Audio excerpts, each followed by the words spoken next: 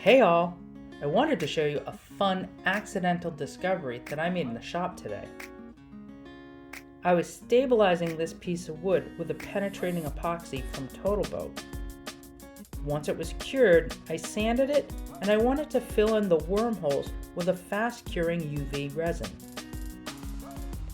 That's when I discovered it glowed. I wanted to figure out if it was the wood or the epoxy, so I grabbed an untreated piece of the same wood. Not sure what this is, but our guess was soft maple. As you can see, there's some natural glowing on the edge of the heartwood, but nothing really in the heartwood itself, nor in the sapwood.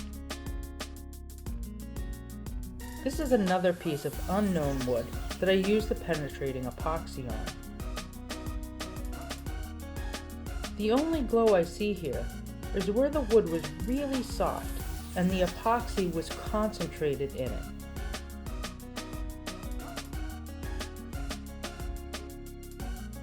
Also, check out the soft glow in the mixing cup.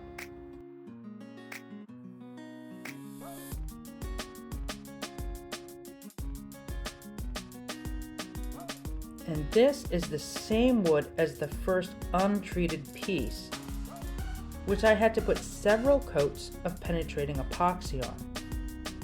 This video does not do the glow justice. The sapwood was extremely dry and soft. It had completely soaked in the epoxy with each coat, whereas the heartwood barely took any of the epoxy in. That was pretty rock solid. So I'm guessing that the amount of glow is a combination of the wood type, the penetrating epoxy, and how the epoxy reacts to the wood.